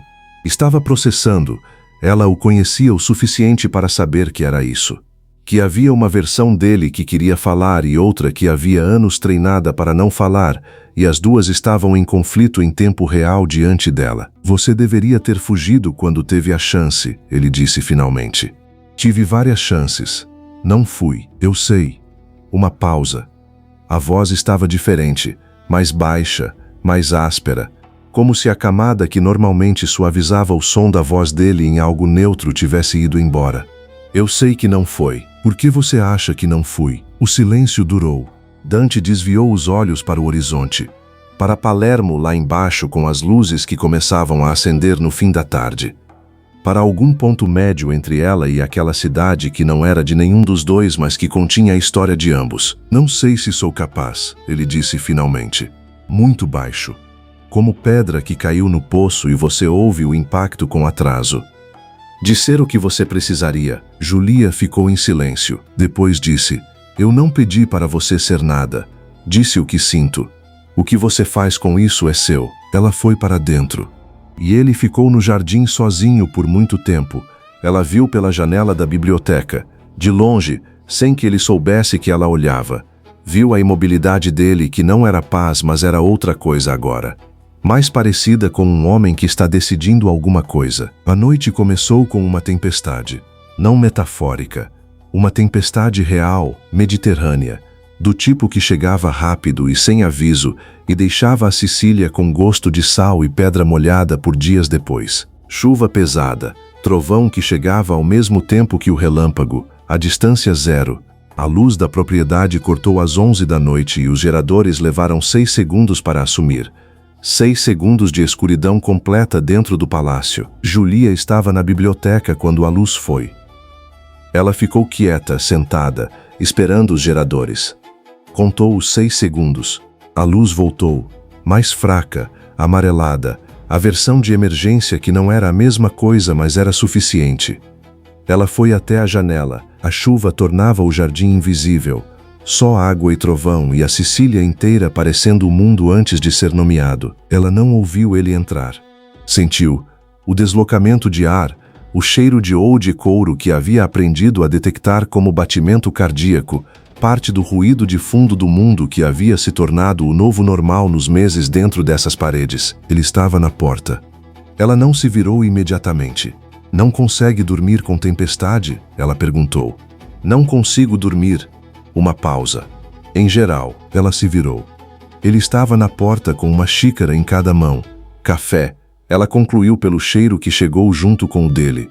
Estava com a camisa levemente aberta na gola e o cabelo que normalmente era mantido na ordem precisa de tudo nele estava ligeiramente diferente, como se ele houvesse passado a mão, como se houvesse humanidade escapando pelas bordas da contenção. 3 horas por noite, ela disse. Você me disse isso uma vez. Disse. Por quê? Ele entrou na biblioteca. Colocou as 2 xícaras na mesa pequena perto da janela, o gesto de alguém que havia pensado antes de vir, que havia calculado esse momento com a mesma deliberação que calculava tudo. Ficou de pé do lado da mesa, olhando para a chuva. Quando era novo, ele disse, aprendi que dormir profundo era fraqueza, que você podia ser alcançado enquanto dormia, e você nunca desaprendeu. Alguns aprendizados ficam no corpo. Ele pegou uma das xícaras. Mais fundo do que a mente pode chegar. Julia ficou olhando para ele. Você veio até aqui de propósito, ela disse. Não era acusação, era observação. Sim, simples, direto, sem a camada de racionalização que ele normalmente construía ao redor das coisas que fazia por razão que não queria nomear. Ela pegou a outra xícara. Ficou de pé ao lado dele, não na mesma posição, de frente para a janela enquanto ele estava de lado para ela, e os dois olharam para a tempestade por um tempo sem falar. O que você disse no jardim? Ele disse finalmente. A voz estava no registro mais baixo que ela havia ouvido nele. Não mais rouca que o normal, mas mais presente, como se estivesse usando a voz de um jeito menos habitual. Fiquei pensando nisso, eu sei. Ela não olhou para ele. Vi você no jardim depois. Uma pausa. Via a janela da biblioteca. Via a janela da biblioteca. O que havia na voz dele quando disse a próxima coisa não era surpresa. Era algo mais demorado que surpresa. Como alguém que percebe que foi visto e descobre que isso não é o que pensava que seria. Passei minha vida inteira construindo coisas que não podiam ser alcançadas, ele disse. Não por medo, por... Uma pausa enquanto procurava a palavra certa. Por costume, porque é o jeito que funciona, o jeito que sempre funcionou. Eu sei. Você é a única coisa, ele disse, que entrou por dentro antes de eu construir a parede. Julia virou a cabeça para ele, e o que havia no rosto dele era a coisa mais desnuda que ela havia visto num rosto humano em anos de emergência, anos de familiares no corredor, de pacientes que sabiam, de momentos em que toda a construção social que existe para nos proteger uns dos outros cai porque não há mais tempo ou energia para mantê-la. Era aquele rosto, o rosto real. A xícara de café ainda estava quente nas mãos dela quando ela a colocou na mesa. O trovão chegou, próximo, imediato, o som e a luz ao mesmo tempo. E no segundo que a biblioteca ficou branca de relâmpago, ela viu o rosto dele completamente iluminado, sem sombra, sem a geometria de poder que a luz normal construía. Só o rosto. Ela deu um passo em direção a ele, e ele ficou quieto, imóvel como sempre ficava, mas de uma imobilidade diferente. Não a imobilidade do predador que espera, a imobilidade de alguém que não sabe o que fazer com o que está acontecendo, e por isso não faz nada. E não fazer nada é a primeira coisa genuinamente sem cálculo que ela havia visto nele. Ela colocou a mão no peito dele, a palma plana sobre o tecido da camisa, sobre o coração que batia com uma força que ela sentiu imediatamente, mais forte do que o de repouso, mais forte do que deveria ser para um homem parado. O coração de um homem que está contendo alguma coisa. Dante. O nome dela na boca dela desta vez, não como acusação, não como diagnóstico, como a primeira vez que ela o dizia de um jeito que era só isso. O nome de uma pessoa que ela havia escolhido ver. Olha para mim, ele olhou. E a última barreira, a última camada de contenção, o último pedaço da máscara que havia sobrevivido a meses de biblioteca e jardim e bunker e tiros e verdades ditas em voz alta no meio de jardins frios, foi embora. Não dramaticamente, não com violência. Foi embora como maré que recua, devagar, inevitável, deixando a praia limpa atrás de si. A mão dele foi para o rosto dela, a palma grande cobrindo o maxilar dela, os polegares roçando os maçãs do rosto com uma gentileza que era tão estranha naquelas mãos que ela prendeu a respiração. Quente, a temperatura dele era sempre mais alta do que o ambiente, como se ele irradiasse de dentro para fora, como madeira que queima devagar. Eu não sei fazer isso direito, ele disse, baixo, rouco de uma forma diferente, não de autoridade, de outra coisa. Não sei o que, não precisa saber, ela disse. O primeiro beijo foi uma pergunta, da parte dele, e isso, depois de tudo, era a coisa mais inesperada. Dante Mancuso, que nunca havia pedido nada, que havia ordenado e tomado e disposto do mundo ao redor com a certeza de quem não concebe alternativa, chegou até ela como pergunta, lento, com o espaço necessário para uma resposta que não fosse ele. Ela respondeu. O beijo aprofundou, e o trovão chegou de novo, mais distante desta vez, a tempestade passando para leste. Mas nenhum dos dois estava ouvindo a tempestade mais. O cheiro dele estava em tudo agora, ou de couro e madeira queimando e o calor específico da pele do pescoço dele onde os dedos dela haviam chegado sem que ela percebesse o movimento. A mão dele desceu do rosto para a cintura dela, firme, possessiva, mas com um cuidado que era novo. A diferença entre agarrar e segurar. Julia, ele disse contra a boca dela, o nome de um jeito que ela nunca ouviu nenhum homem dizer seu nome. Como se o nome tivesse sido feito para essa voz, para esse momento, para essa temperatura. Como oração, como pecado. Como as duas coisas que existem no mesmo espaço sem contradição. Ela respondeu com o nome dele, pela primeira vez assim. E sentiu ele tremer, um homem que controlava tudo. Que havia passado a vida inteira construindo a capacidade de não tremer diante de nada. Tremeu, por ela. Por um nome dito de um jeito específico numa biblioteca iluminada por geradores durante uma tempestade siciliana. Foram até o quarto dela, não correndo, devagar. A lentidão que havia marcado cada aproximação entre eles ao longo de meses tinha aqui seu destino natural. Não havia pressa porque havia chegado inevitavelmente, e a inevitabilidade não precisa de urgência. Cada passo pelo corredor com a mão dele no lado inferior das costas dela, a mesma posição da noite da reunião, mas diferente agora, irrevogavelmente diferente porque havia o peso de tudo que havia acontecido entre aquela noite e esta. A porta do quarto fechou. A luz de emergência criava sombras que tornavam o espaço menor e mais quente.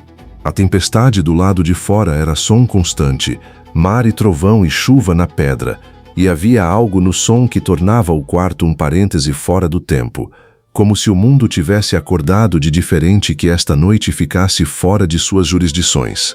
Ele ficou parado no meio do quarto por um segundo, olhando para ela, com aquele olhar que havia mudado, não o olhar de análise, não o olhar de controle. O olhar de um homem que está diante de algo que quer com tanta completude que a extensão disso o assusta e que escolhe desta vez não deixar o medo ganhar. Posso, ele disse. Uma palavra. A única pergunta que ele havia feito em todos os meses sem nenhum subtexto de poder. Sim, ela disse, e foi como se essa única palavra tivesse resolvido a equação que haviam estado construindo desde a noite em que ela entrou no carro preto. As mãos dele foram para os ombros dela, a camisa dela nos dedos dele, o tecido que cedia ao calor e à pressão. E havia no jeito que ele a tocou algo que era tão diferente de tudo que ela havia esperado que ela parou por um segundo só para sentir. Cuidado. Não o cuidado da missão ou da responsabilidade, o cuidado de quem está tocando algo que reconhece como precioso. Ela tocou a cicatriz nas costas dele, a linha irregular, a pele mais lisa que o resto, a história de uma noite em Catânia quando ele tinha 12 anos e sobreviveu sem plano de ninguém. Os dedos dela traçaram a extensão da cicatriz com a mesma gentileza que ele havia usado no rosto dela, como mapeamento, como reconhecimento. Eu vejo isso. Eu vejo tudo que isso significa. Ele prendeu a respiração. Ninguém, ele começou. Eu sei, ela disse. Ninguém havia tocado aquilo antes com intenção de conforto, com intenção de reconhecimento. Toda a terapia que um homem desta vida nunca havia recebido estava naquele toque. Ela sabia disso, ele sabia disso, e a consciência compartilhada tornava o momento mais íntimo do que qualquer outra coisa que havia entre eles. O que se seguiu foi entrega. Dele, que havia construído a vida inteira sobre a premissa de que não se entregava, e que se entregava agora completamente, e havia uma grandeza específica nisso que ela sentiu no próprio corpo como reconhecimento. Um homem que controlava tudo perdendo o controle por escolha, por uma mulher. Por ela. Dela, não passiva, não simplesmente recebendo. Ela também tomava. A entrega era mútua e assimétrica ao mesmo tempo, o jeito que todas as coisas verdadeiras são. Ela tomou e deu em proporções que não eram iguais, mas eram exatas, Exatamente o que a situação precisava, exatamente o que ambos precisavam depois de meses de contenção e resistência e aproximação que nunca chegava. A temperatura do quarto foi subindo. O cheiro de oud e couro agora estava em tudo. Na pele dela, no lençol, no ar do quarto inteiro. E ela pensou, num momento de clareza que existia por baixo de tudo mais, que aquele cheiro nunca mais ia ser só um cheiro, ia ser memória. Ia ser este quarto e esta noite, e a tempestade lá fora, e a forma como o nome dela soou na boca dele naquela última hora. Júlia. O nome, uma última vez, quando o controle dele havia ido completamente e só restava o homem. Mais rouco do que ela havia ouvido jamais. Instável.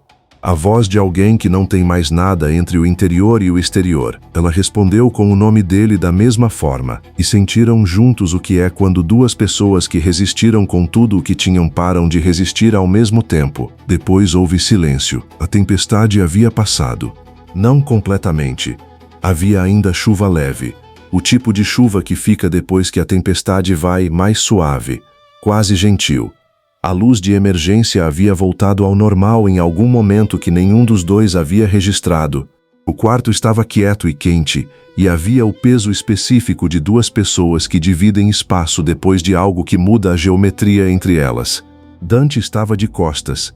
Ela podia sentir a respiração dele estabilizando, mais lenta a cada ciclo, o corpo de um homem que havia se rendido ao repouso que normalmente não conseguia alcançar. Ela ficou olhando para o teto por um momento, depois virou o rosto. Havia uma coisa pequena, tão pequena que era quase absurda para o peso do momento, que ela notou. A mão dele, que estava encostada no lado do torso dela, havia fechado levemente ao redor da borda do lençol, não agarrando, só segurando, com aquela firmeza sem brutalidade que havia marcado cada toque dele desde o princípio. Mesmo no sono, ou no que era próximo ao sono, ele estava segurando. Ela fechou os olhos e dormiu, finalmente, com o cheiro de oud, couro e madeira queimando em tudo, com a chuva siciliana no vidro e a mão grande de um homem que nunca dormia segurando o lençol a alguns centímetros dela, e havia naquele detalhe tão pequeno e tão inesperadamente humano algo que rachava o peito de um jeito que ela não tinha nome. De manhã ele havia ido. Não de forma abrupta. A janela estava aberta. A luz siciliana entrava com o cheiro da chuva de ontem e havia uma xícara de café na mesinha que ainda fumegava levemente, como se houvesse saído há poucos minutos. Ele havia acordado, havia feito o café, havia colocado ali antes de ir. Ela ficou olhando para o café por um longo tempo. Depois o bebeu e foi encontrá-lo. Ele estava no escritório, claro, com documentos, ao telefone, de pé na posição que ela havia visto centenas de vezes. Como se a noite anterior fosse informação arquivada em alguma categoria que ele ainda estava classificando. Ela bateu. Entrou. Ele terminou a ligação e se virou. Os olhos dele eram os olhos de sempre, escuros, fundos, calculados. E Júlia ficou parada no meio do escritório sentindo aquilo como faca. Porque havia esperado, mesmo sabendo que não deveria esperar, que fossem diferentes esta manhã. Bom dia. Ela disse, bom dia, tom neutro, tom de escritório. Ela ficou olhando para ele. Então é assim, Júlia. Não. A voz dela saiu firme. Médica. Não me explica. Não me conta que foi complicado ou que as circunstâncias ou que você não deveria ter. Ela parou, respirou. Só me diz uma coisa honesta. Dante colocou os documentos na mesa. O gesto de quem está se preparando para algo que não é confortável. O que você quer saber? Você se arrepende. O silêncio que se seguiu era de um tipo específico. O silêncio de uma resposta que é mais complicada do que o binário da pergunta. Não me arrependo, ele disse finalmente. E havia na voz dele, sob a neutralidade treinada, algo que era mais do que a frase. Estou com medo. Júlia ficou olhando para ele. Com medo do quê? Do que significa? Ele ficou de pé no meio do escritório com a luz da manhã siciliana de um lado e os documentos do mundo que era dele do outro. E havia naquele momento um homem que estava genuinamente sem mapa. O que você faz quando você tem tudo o que sempre quis e é exatamente o que não pode ter? Ela abriu a boca para responder, e o telefone dele tocou. O telefone que tocava assim. Aquele toque específico ela havia aprendido, era o tipo que ele atendia imediatamente. Ele atendeu. Os olhos dela e os dele ficaram conectados por um segundo enquanto ele ouvia. E então ela viu o rosto dele mudar. Onde? Voz de gelo. Tom que ela havia ouvido só uma vez antes, quando os homens atacaram o portão norte. Quanto tempo? Uma pausa. Não faz nada, eu vou. Ele desligou. O que aconteceu? Ela perguntou. Enzo Caruso. Uma pausa que durou exatamente o tempo de uma decisão sendo tomada. Ele tem você. Julia ficou quieta. Eu estou aqui. Tem alguém que diz ser você. Os olhos dele estavam numa frequência que ela não conseguia ler. Rápida, intensa, processando em camadas. Uma mulher, levada esta manhã cedo de um endereço em Palermo que estava vinculado a você. Uma pausa. Eles acham que pegaram você. Pegaram alguém. Sim. Uma pausa. E estão me pedindo para escolher entre você e o que eles querem da família. Ela entendeu em menos de 2 segundos. Alguém havia coletado informação sobre ela, provavelmente de Enzo Caruso, que havia estado no jardim que havia visto e calculado. A mulher que tinham era Isca. E a isca funcionava porque Dante havia feito uma escolha na semana anterior que havia sinalizado o suficiente para que os Caruso soubessem o que era e o que significava. Eles sabem, ela disse. Sim. Por isso fizeram isso. Para provar que sabem. Sim. Julia ficou olhando para ele. E havia naquele olhar, agora que havia a noite anterior entre eles, agora que havia a manhã e o café e o medo que ele havia admitido, uma clareza nova. A clareza de ver uma pessoa completamente. O que você vai fazer? O que eu sempre faço. Ele já estava em movimento, pegando o telefone e caminhando em direção à porta. Mas parou. Virou-se. Julia. O nome, aquele jeito. Desta vez eram as duas coisas ao mesmo tempo. O nome que era posse e o nome que era outra coisa. Mais recente, mais perigosa. Não saia desta propriedade. Eu sei. Não. Eu sei, ela repetiu, com firmeza, com a firmeza de uma mulher que havia decidido algo que não foi dito em voz alta, mas que ele ouviu de qualquer forma. Ele foi, ela ficou no escritório.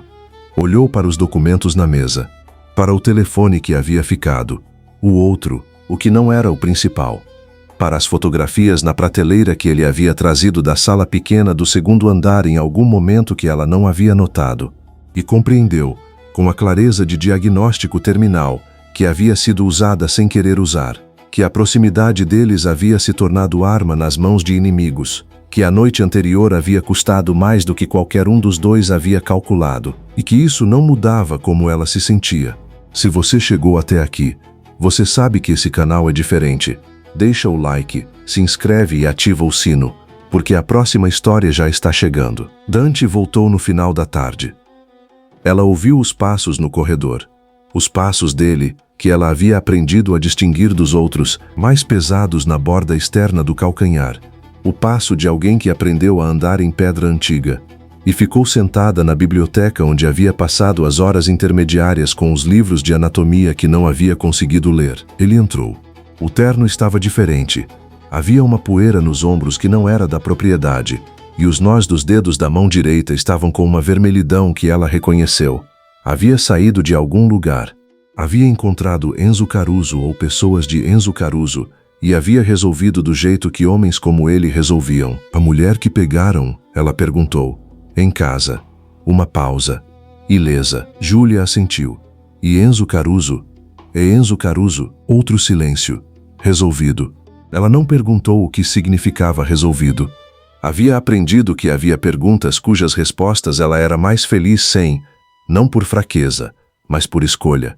A diferença entre não saber e não querer saber era uma diferença que ela havia encontrado nestes meses, e que dizia algo sobre onde estava. Dante ficou parado no meio da biblioteca. Isso não vai parar, ele disse. A voz estava mais cansada do que ela havia ouvido jamais, não fisicamente. O cansaço de alguém que vê o padrão se repetindo e reconhece a repetição como algo que ele mesmo criou. Alguém vai sempre usar o que eu sinto para chegar até mim. Enquanto isso for óbvio, enquanto você sentir, ela disse. Sim, então a solução, na sua lógica, ela disse devagar, é parar de sentir. Silêncio, a solução, ele disse, com uma voz que estava fazendo um esforço visível para ser neutra. É que talvez você devesse ir para um lugar mais seguro, fora da Sicília, com proteção suficiente para... Você está me mandando embora. A voz dela ficou quieta de uma forma que era mais intensa do que se fosse alta. Estou tentando proteger. Você está com medo. Ela se levantou. A mesma coisa que me disse esta manhã. Você tem medo de o que isso significa e então você vai usar a lógica de segurança como desculpa para... Júlia, a voz dele estava racha. A primeira vez que ela ouvia aquela rachadura. Eu coloquei você em perigo. Ontem à noite Ele parou. Recomeçou. O que aconteceu ontem muda o que você é para os inimigos desta casa. Você passou de incidente para fraqueza. E eu não sou uma fraqueza sua. Você é a única que eu tenho.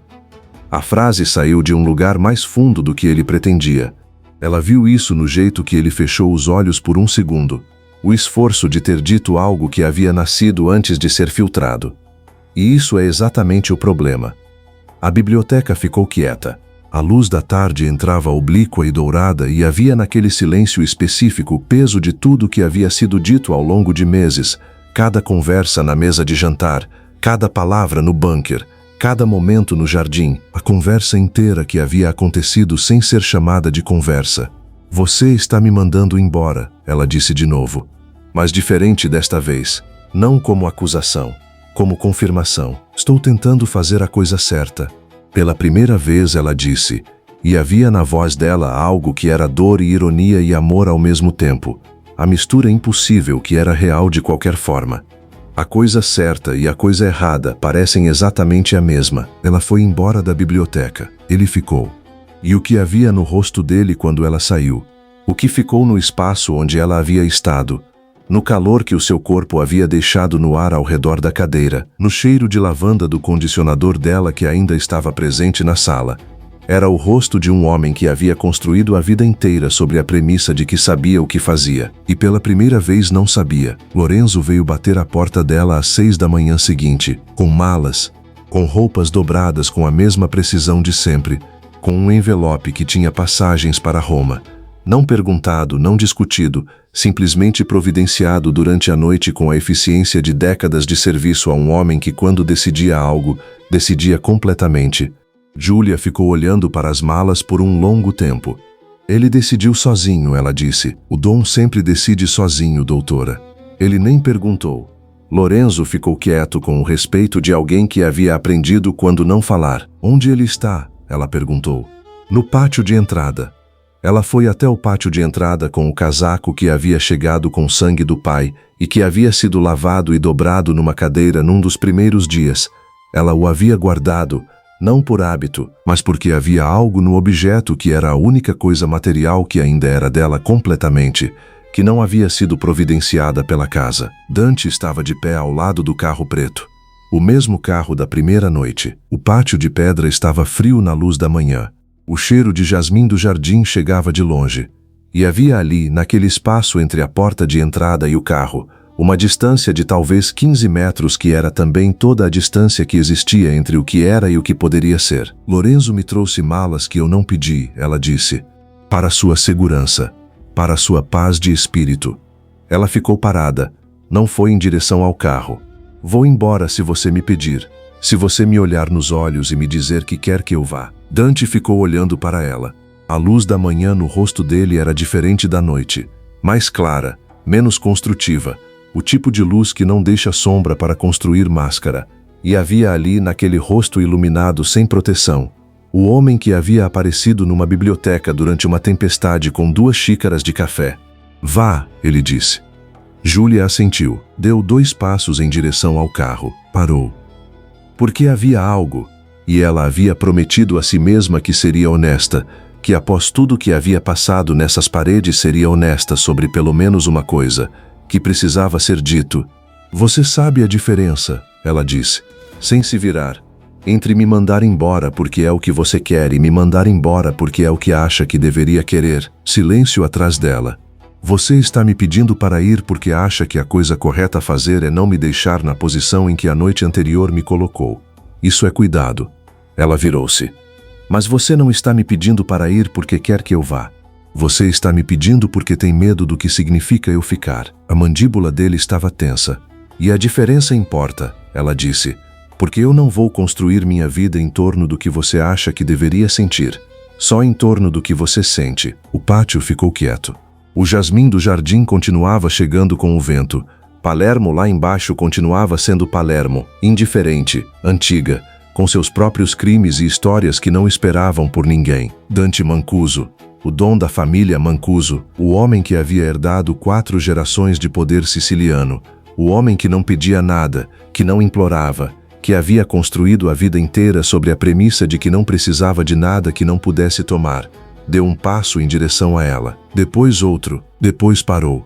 Fique, ele disse, uma palavra, sem condições, sem estrutura de poder ao redor, sem a moldura de responsabilidade ou proteção ou qualquer outra coisa que havia usado ao longo de meses para disfarçar o que era. Só a palavra. E havia nela, naquela palavra específica dita daquela forma específica, com aquela voz que estava ligeiramente menos controlada do que ele pensava que estava, tudo o que havia faltado ao longo de toda a história entre eles. Não tomada, não ordenada, pedida. Júlia ficou olhando para ele. Para o rosto que havia aprendido a ler como língua nova.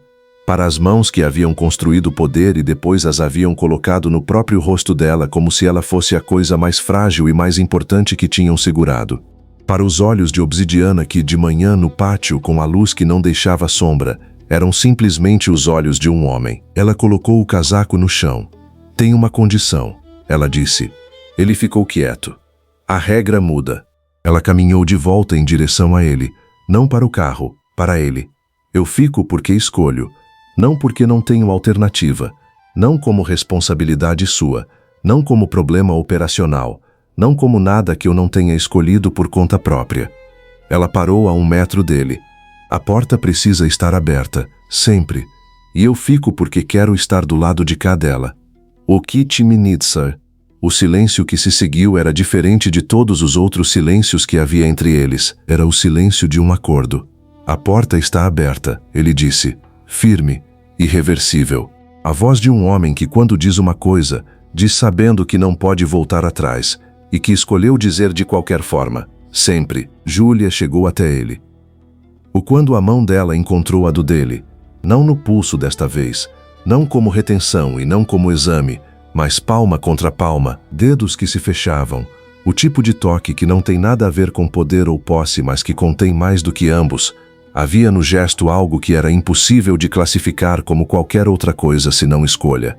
Os dois ficaram de pé no pátio de pedra do Palácio Mancuso no meio de uma manhã siciliana. O carro preto foi embora vazio. Lorenzo, pela única vez que Júlia poderia registrar, sorriu antes de desaparecer pelo corredor lateral. E o jasmim do jardim continuava chegando com o vento, como sempre chegara, como continuaria chegando indiferente e constante, o cheiro de coisas que crescem em lugares impossíveis.